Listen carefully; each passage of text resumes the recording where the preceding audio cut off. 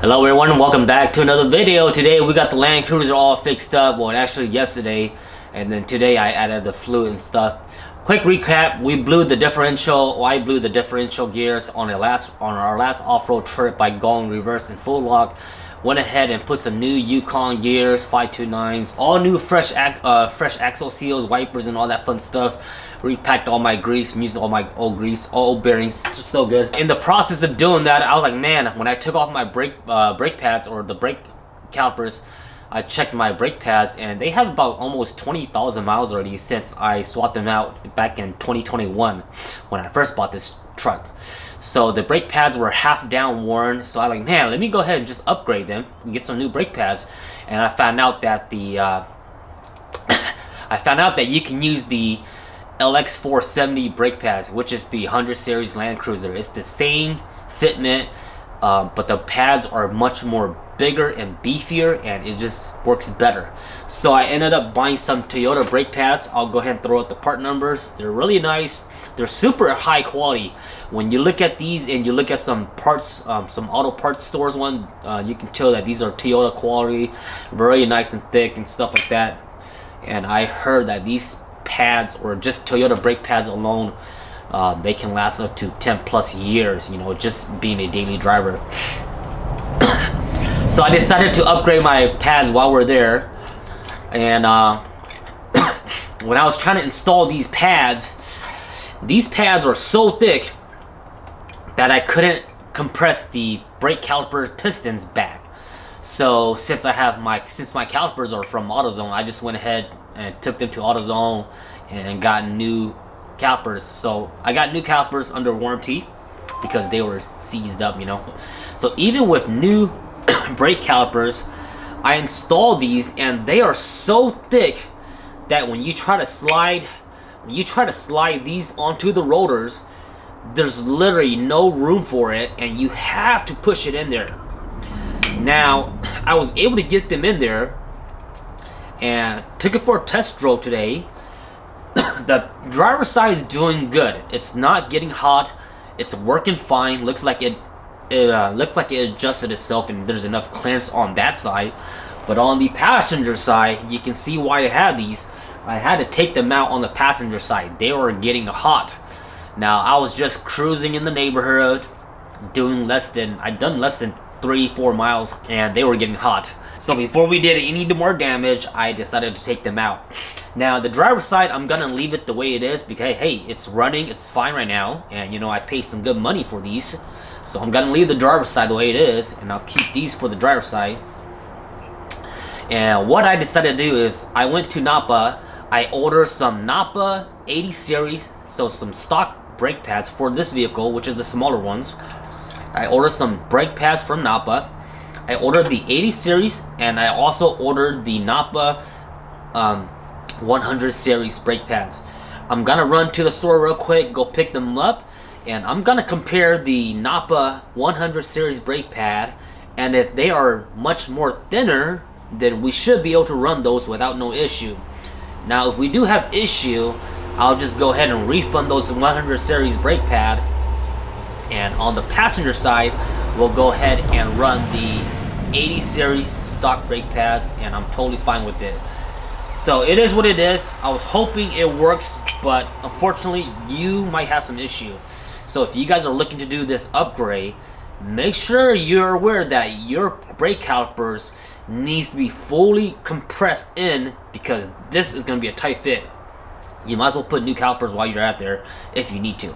So let me run to the store real quick and we'll take a comparison and take a look. But these are the Toyota ones. And also on the forum, they said that if you don't have to go Toyota, guys. You just need to go with the 100 series. So if you went to your local parts stores and bought 100 series brake pad, you can use them. But if they come with a anti-squeal plate, you need to remove that plate. Now there's no back plate on this, so you can't make it any more smaller unless you mill the brake pad down. Now look how thick these guys are. They are super thick. See that? Crazy. A lot of meat. That's what it is.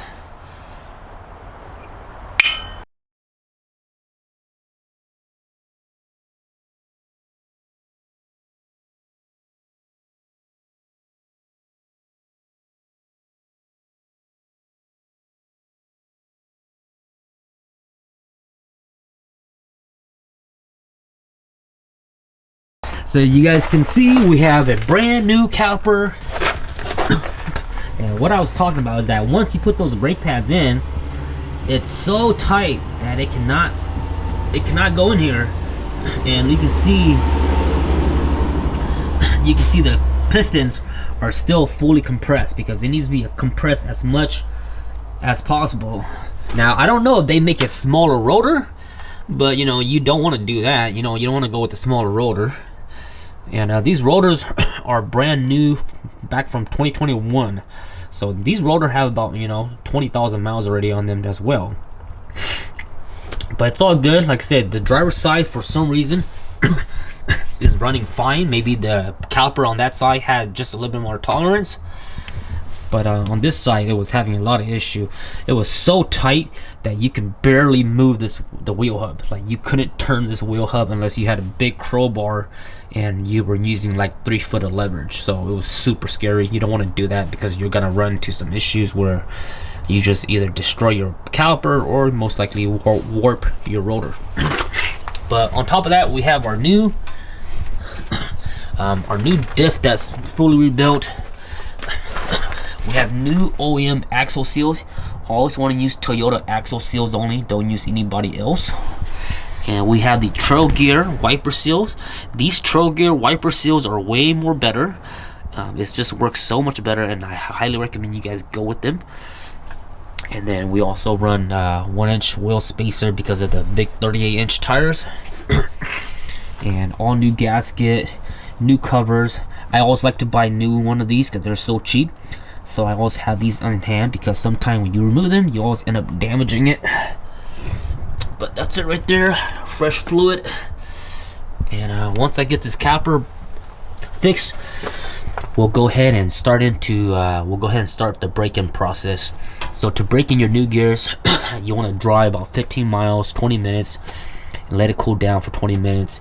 You want to repeat that process about 3-4 times, and no heavy acceleration, no towing or anything like that, just nice and steady. We got our brake pads, so let's go ahead and take a comparison. These are Napa 80 series stock brake pads. These are Napa GX 470 100 series Land Cruiser.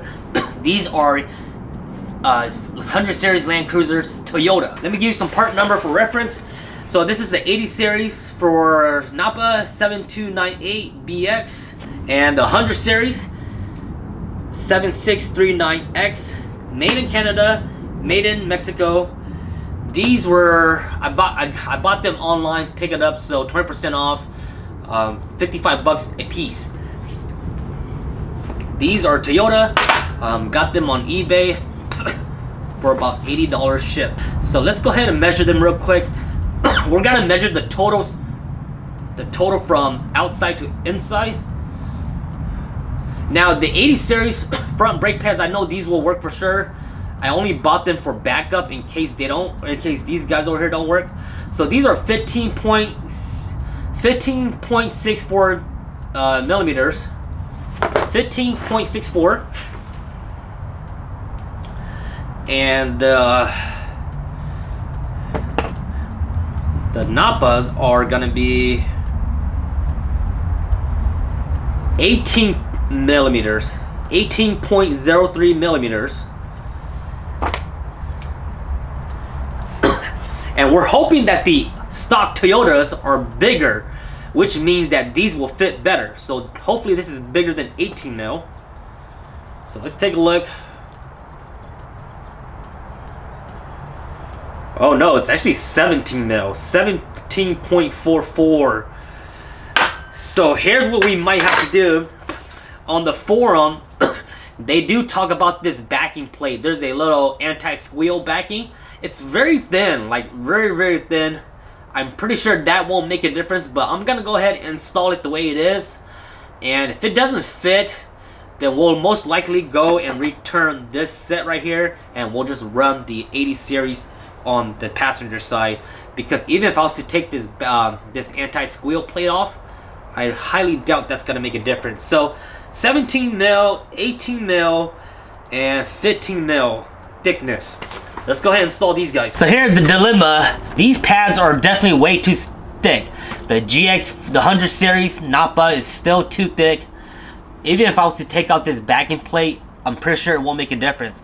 But here's something though. I installed one of the 100 series and then I installed one of the 80 series. So you can see the difference.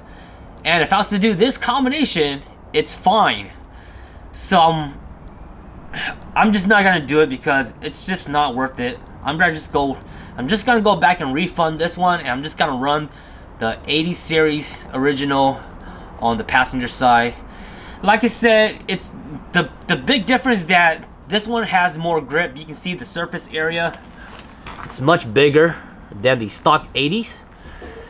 And to deal with the hassle and the problems, it's not worth upgrading in my opinion unless it clears.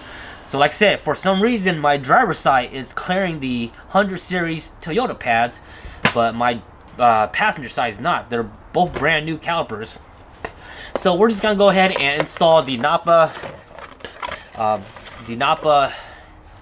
80 series, and then I'm gonna keep my other side of Toyota. So now I'll have the Toyota 100 series spares and the Napa 80 series spares, and I'll just keep this box with me whenever I travel in case something happens. So that's the conclusion. I'm gonna go ahead and install this and get going, get this vehicle ready, and go do some break-in.